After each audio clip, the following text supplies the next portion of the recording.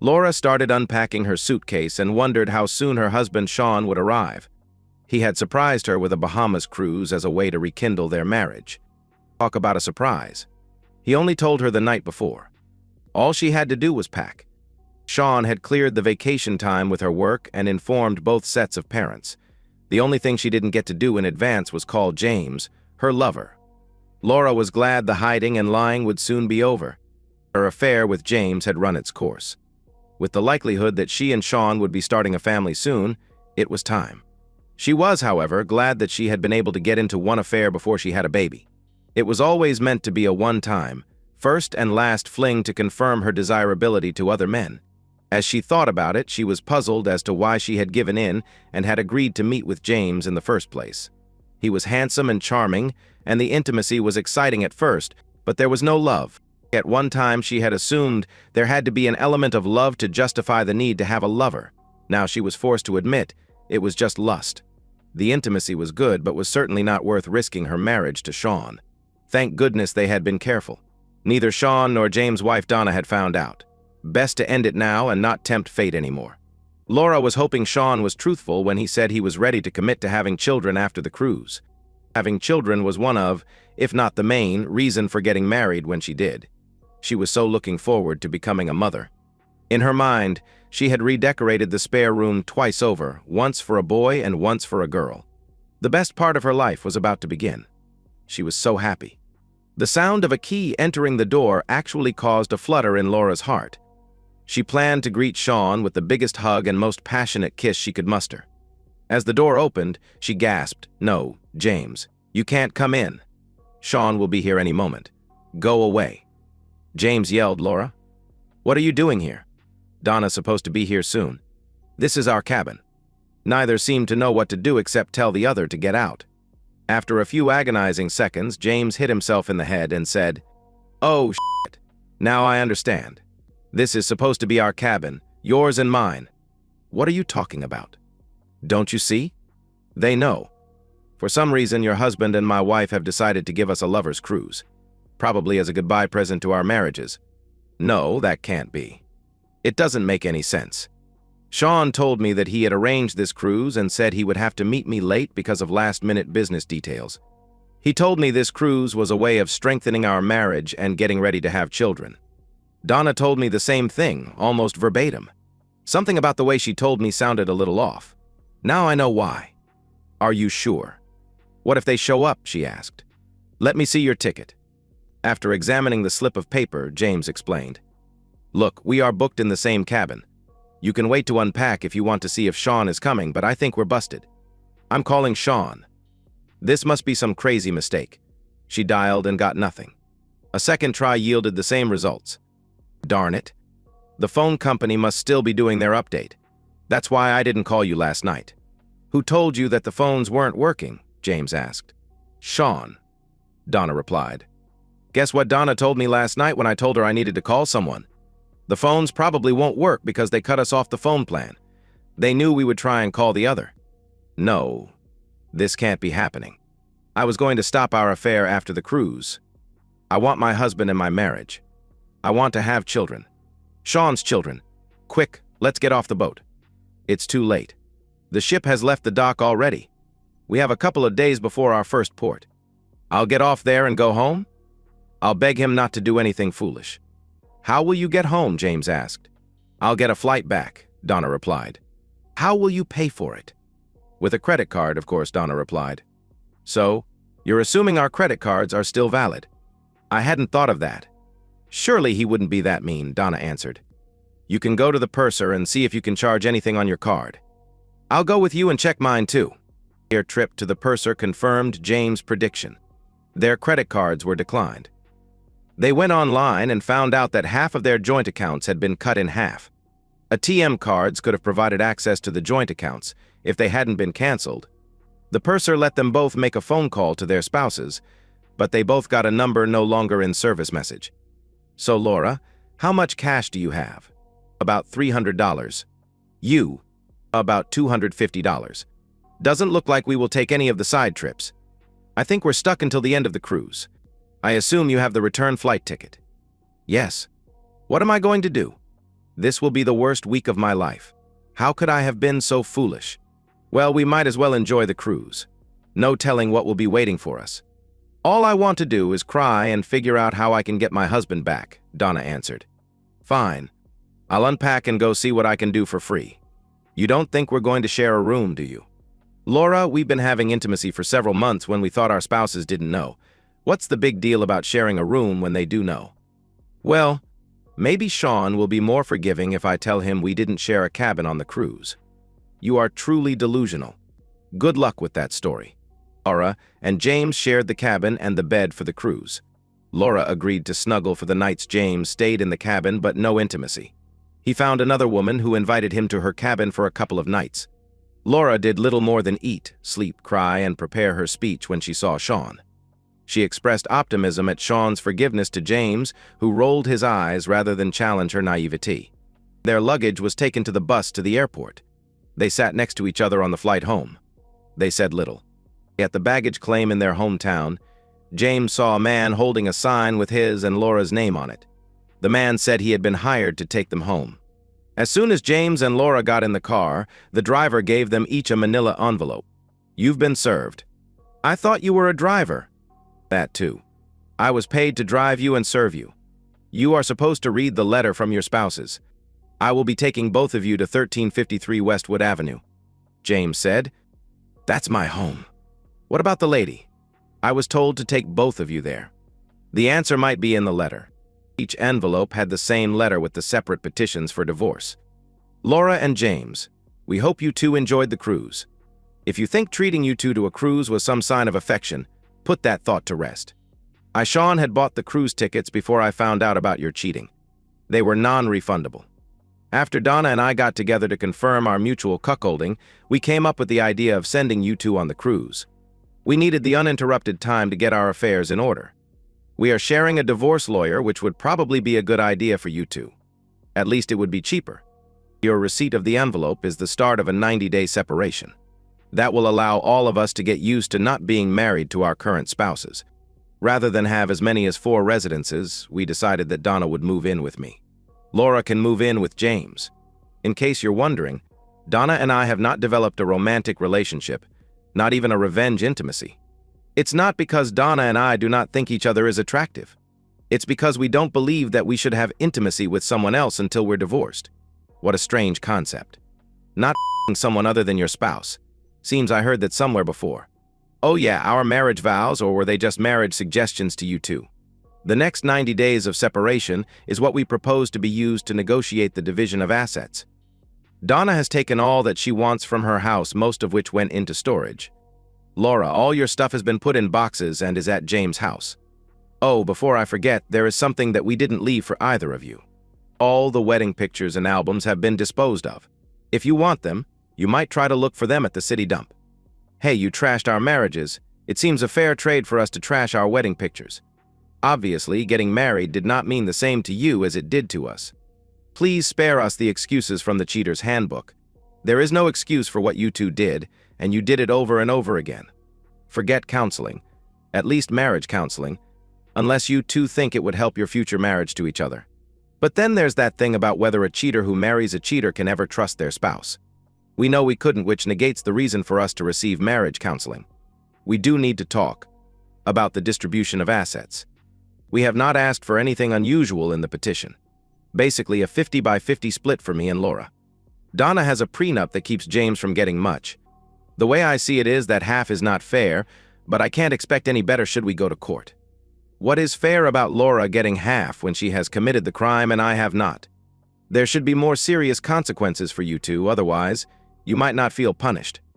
If you are not punished, you might believe you can get away with it again, whether you two get married or wind up marrying other people. What punishment to give you two has been the source of discussion for many hours between Donna and me. By the way, James, that 20-year-old scotch you've been saving is wonderful. Sorry, but the bottle is now empty. Donna was really creative in her suggestions, however, most were illegal. This is what we have settled on. Copies of the pictures, videos, and recordings we have of you two in the throes of sexual bliss will be distributed to everyone within our families, schools, churches, neighborhoods, and anyone else we can think of. I hope that got your attention. What we really want to do is increase your desire to settle the conditions of divorce as quickly as possible. Some might consider our proposal as a threat or blackmail. We consider it an incentive. We also debated whether or not to sue the company you two work for. They have a no fraternization policy, but we don't have proof of your trysts occurring at the office or during work time. Too bad, we could have used the money. Guess you got lucky in one regard. All future communication should be handled through our attorneys. We both have new phone numbers only our attorneys know. Our attorney's contact information is listed below. We suggest we have a meeting or two where we try to iron out any differences. There are things like insurance, properties, loans, mortgages, alimony, etc. Might be deals we trade things for rather than split in half. These sessions will only be for asset settlement. We will not entertain excuses, apologies, explanations, or pleas for forgiveness or counseling. Regards, Donna and Sean. Laura was crying. The loss of her husband and the loss of having his children were both clawing the insides of her heart. James tried to be consoling. His depression didn't hit until he saw his house. Boxes and boxes of Laura's stuff filled his living room. All photos of Donna, as well as most of her things, were missing. It was like the first time it really hit him that this was real. His wife was gone, and he was stuck with a woman he only cared for when they were in bed. Laura got together the basic items and clothes she needed for a couple of days. Where is the guest bedroom? Guest bedroom? Honey, if you're staying here, we're sharing a bed, and I don't mean just for sleeping. I'm going to get ripped to shreds in the divorce. Donna's father made me sign a prenup. If I get caught cheating, I get nothing. It's your fault I got caught. You owe me a lot more intimacy than what you've given so far. Why do you think it was my fault they found out? It just as easily could have been you. We both thought we were careful. I don't know how they found out. Do you? I just know I was extra careful. That doesn't change anything. You're either in my bed or out my door. I choose the door. She gathered some of her stuff together and put it in her car. Sean had at least brought her car to James' house. What do you want to do about my other stuff? I will give you 72 hours. Not a minute more. That should be fine. Laura paused, then added, I'm sorry for my part in causing harm to both our marriages. I wish you luck with your divorce. After checking into the motel and getting a restless night's sleep, Laura prepared for work. She was looking forward to the daily grind, taking her mind off her situation. The work distraction didn't last long. While bringing her morning coffee to her office, Laura was greeted by her best friend at work, Debbie. Debbie had been made aware of the cruise when Sean had arranged Laura's time off. He had told her that Sean and Laura would be reconnecting in preparation for having children. Laura, since you have almost no new tan, I assume that you and Sean were busy in the cabin making babies. Instead of the big smile that Debbie expected, Laura's face wrinkled up and she started crying. Laura ran into her office with Debbie right behind her. The story of the cruise, the letter, and the divorce petition were given to her friend. Then there were two women crying. From the perspective of Sean and Donna. Well, Donna, I guess they're back by now. How do you feel about what we've done? Horrible and satisfied. I hate to have put an end to my marriage, but I like that we've not let them get away with it. It seems that our marriages meant nothing to them. I feel I've been fooled for my whole married life. Well, not that long, probably. As far as we know, they have only been together a few months. Sean, do you think their being willing to cheat only started a few months ago? I figure their undying love for us started dying a few months after the honeymoon. If not, what happened that suddenly caused them to need to cheat? I see your point. I still have trouble understanding why she did it at all. I had no clue she was anyone other than a devoted wife and a woman ready to have children with me. Thank God I caught her before we had children. It would be a real mess divorcing when a child is involved. What do you think James is going to do about fighting the divorce or not? If I invoke the prenup, he'll probably challenge it. Otherwise, he gets almost nothing. He only brought about $10,000 into the marriage. Do you think the pictures of them going in and out of the motel room will be enough to prove adultery? On one hand, I really wish we had a video of them actually having intimacy. On the other, I think intimate videos of them would be burned in my brain. Those pictures will probably not be sufficient proof, at least not by themselves. I'm going to need Laura to testify for it to be a slam dunk. That's why I'm considering not using the prenup and just going for a 50-by-50 split. There's not much chance his lover will throw him under the bus. I don't know. It sounds strange to say, but Laura has a pretty high moral standard other than cheating on her husband. She might cheat on me, but she might tell the truth about the affair. Can you talk to her for me? Maybe. Let's just play things by ear for now. You go ahead with your divorce and I'll go ahead with mine. There's no rush as far as I'm concerned. Speaking of that, how long do you think you can tolerate me living here before you kick my skinny ass out? As far as I'm concerned, you can stay as long as you want. I've been surprised about how comfortable it's been living with you and how quickly we've established a routine. I've enjoyed our talks and mutual consoling. Sean paused and smiled, and after careful examination, your ass is not skinny. Thank God you've noticed. Now, I don't have to slip a testosterone supplement into your meals. I have been trying my best to get some rise out of you. I need assurance every now and then that I'm still a desirable woman. I've noticed, but please don't stop trying. Both were smiling. It was over a month before a negotiation meeting was scheduled for Sean and Laura. Since James had not seen any pictures, he challenged the proof of adultery claim. Don's divorce would take longer. Each lawyer for Sean and Laura came with a list of items for negotiation. Laura's lawyer was allowed to go first. My client requests all checking and savings be split equally between her and her husband. She proposes to keep her car and the loan be transferred to her. His name is to be removed from the title. In return, she proposes to remove her name from his car's title, and he takes over the loan.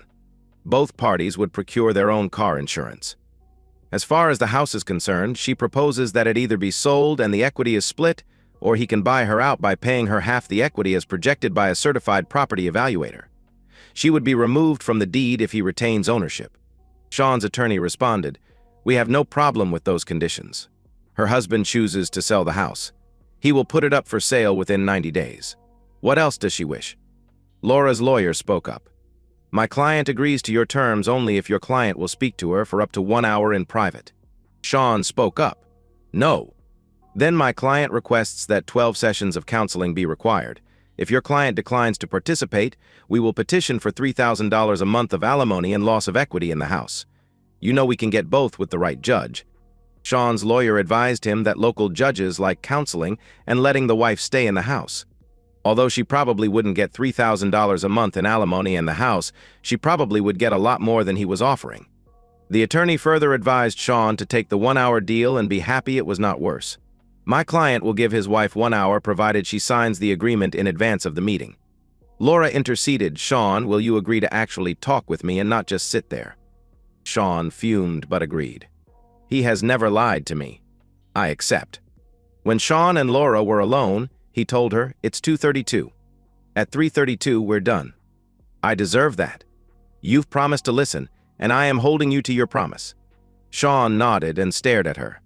"Sean, I have sinned against you and God. I am not making any excuses to you. I made some to myself when I convinced myself it was okay. I lied to myself as well as you and God. I cheated. I broke my marriage vows. I betrayed the man I love most in the world. I deserve to be punished. I think you probably agree with what I've just said." Sean again nodded. "The issue is punishment. Is divorce too much punishment? Is a second chance too much to ask? Please indulge me and imagine a scale of justice. On the divorce side, put the heavy weight of my adultery on that scale. It makes the negative side go way down. Is there anything else you want to put on the negative side? Were there other ways I was not a good wife to you? Other than my having a lover, did I ever show disrespect for you and our marriage? Did anyone ever come to you with negative words about my behavior or try to tell you that I had bad-mouthed you behind your back? Did I ever turn you down for intimacy, even when I was having my affair? Did you ever doubt my love for you until you found out about James and me?" Sean shook his head in the negative. "Sean, is there anything you can mention about me that might go on the positive side of the scale, the side that could give me a second chance? Do you believe I was an evil when you married me?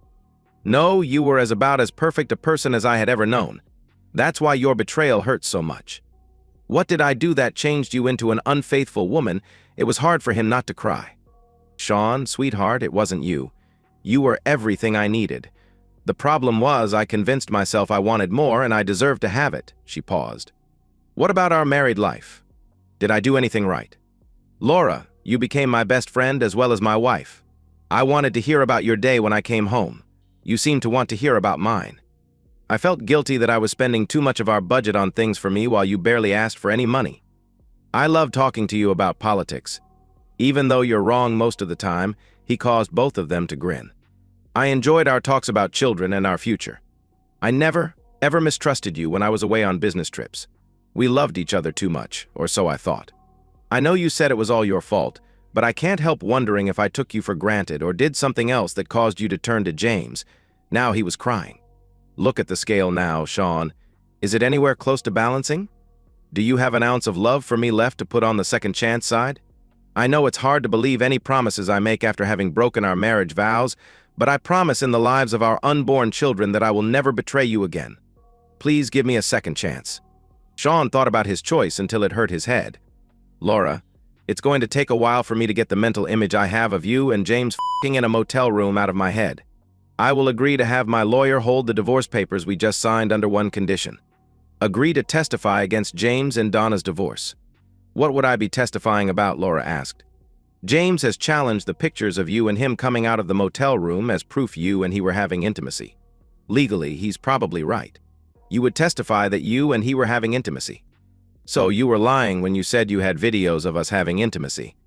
Oh, well, there's nothing we can do about that now. Sean, I have no trouble telling the truth about the affair. Of course, we were having intimacy in the motel room. I am sorry that I have endangered 2 marriages, but I will not lie to save James any punishment. He is not worth lying for. He and I both deserve some punishment. I just wish it wasn't a divorce. Thank you. I will tell my attorney. Sean, what does this mean about our living arrangement? Will you let me move back in the house? Donna is living there now. You will have to wait. I don't want to kick her out until she has a place, but I also promise to put our house for sale. If you put a hold on the divorce, you don't have to sell the house. I will be willing to wait until Donna moves out as long as you and I get to spend time together. We probably should date again. We are 2 changed people. We need to rediscover ourselves and our relationship. God willing, we will fall back in love and get ready to fill our house with children. I'm not so sure about filling the house, but I would like a few. Your idea is agreeable to me. I will tell Donna. Donna was not as pleased with the news as Sean expected, but she did force a smile and said, "Thank you." When James heard that Laura was willing to testify that he and she had intimacy at the motel, he capitulated. He was surprised that Donna was willing to pay off his car loan and credit card to compensate him for the forfeiture of his half of the equity in their house. With the current housing market, the sale of their house would have barely covered the loan and the seller's fee. No alimony was part of the prenup. Sean was perplexed Donna had been so lenient and asked her about that. I wanted to burn the bastard really badly. His betrayal hurt me more than anything ever had. Then I looked at you. You were badly hurt, yet you were able to not be vindictive towards Laura. The scale of justice thing caused me to reconsider. My and James's marriage did have mostly positive aspects before their affair. Daddy thinks I was crazy, but I feel a lot better about the divorce than I would have if I had extracted a harsher revenge. Thank you, Sean, for so much. She hugged him and kissed him with passion. Sean was surprised. The kiss warmed him and challenged his concept that Donna was not a woman he should be interested in sexually or romantically. I'm sorry, Sean, but I care for you so much. It has killed me at times that I have not been able to show you how much I care. I hope you can forgive me. Forgive you? I wanted to tear your clothes off and have intimacy with you. That's the most turned on I've been since the whole mess started. Damn girl, you sure can kiss. So, you want another taste? Donna asked. More than almost anything. The problem is that I am trying to see if I can give Laura a second chance. How can I do that if we have an affair? First of all, if we get together, it is not an affair. Both of us are legally excused from our marriage vows right now. Secondly, who says that you giving me a first chance can't be considered at the same time as you are considering giving Laura a second chance? Sean's logic and libido were in competition for the control of his body parts. I need some time to think. I'm going to bed alone and see if I can sleep. Sean headed to bed. The choice of options did not become any clearer, nor did sleep any easier. Donna knocked on his open door. She was wearing a nightie that became translucent with the hall light behind her. Sean, can I sleep next to you tonight? I'm having trouble falling asleep. I promise to be good. Please. Although he knew it was a bad idea, he gave in. Okay, if you promise. She slid into bed beside him and wrapped an arm across his chest and a leg across his leg. Donna kissed him on the cheek. Thanks. It took a while for Sean to fall asleep. It was a fitful sleep with many dreams. He was on a nude beach with Laura. They were drinking umbrella drinks on a mat under a palm tree. Laura looked at him with lust in her eyes. She started kissing his nipples and gradually moved down to his genitals. Suddenly, Sean awoke and saw Donna performing fellatio on his tool. This was the best job he had ever had. He half-heartedly asked her to stop. She disobeyed and was rewarded with a huge load. "I thought you were going to be good," Sean asked. "You're telling me that wasn't good? I guess I'll have to practice on you some more then." She took his deflating penis and put it in her mouth again. He pulled away from her and got up. "That's not fair to Laura." "Haven't you heard, all's fair in love and war?" Donna replied. "I guess I should thank you. That was the best job I ever had." "Kind of makes you wonder what else is possible, doesn't it?" "Indeed," Sean replied. "Seriously, Sean, we're going to be living together for a while longer at least. Don't you want to see if we're sexually compatible? God, you have no idea how much I would like that. You have shown me enough of your body that I stay erect most of the night. The thing bothering me, besides the feeling we should wait until we're divorced, is that you're living with me because of your husband cheating on you. What happens if we find out we're not sexually compatible? Will that make it difficult for you to stay here? I don't want you to have to move before you're ready. Damn, you're sexy when you put my feelings above your carnal lust." A big smile came on her face. James resigned and moved away. He was sent his copy of the divorce decree. There was no further contact with him. Sean had an active social schedule. He enjoyed dating Laura and began to remember what had attracted him to her in the first place. She did not push him, but made it clear she was ready to earn his trust back in any way she could. Donna was not making any plans to move out, even though James had left the home he had shared with her. Sean told Donna they needed to talk. "Donna, I am unusually blessed. I have a beautiful, intelligent, caring woman living with me who has given me the best intimate life I have ever had. I have also become reacquainted with the woman who has been the love of my life for years. She hurt me and I have trouble trusting her. I have revived enough feelings for her to wonder if I am not giving you an unfair advantage with you living here and us having intimacy. You have a house available to you. Why haven't you moved back home?" "I haven't moved back home because as far as I'm concerned, this is home. I want to be with you. Where you and I are together is home. If you think I have an unfair advantage by living here, good for me. I'm fighting for the man I love. I don't understand why you would want a woman who has betrayed you when you have a woman who has never and will never cheat on you. Don't want to degrade your sense of fairness. As much as I hate the idea, I will move out. I plan to beat out Laura for your affection, whatever our living situation. I trust your judgment. Although you haven't said so, you love me, Sean. I know it. I will wait, but I am planning on us getting married and having children. Now, let's go to bed one more night, and I hope you didn't plan on getting any sleep." Months went by. Laura felt better about her chances, especially after finding out that Donna had moved out. She was disappointed that Sean had never met her at their old home. They were hugging and kissing now, but no intimacy. She hoped he remembered their times in bed.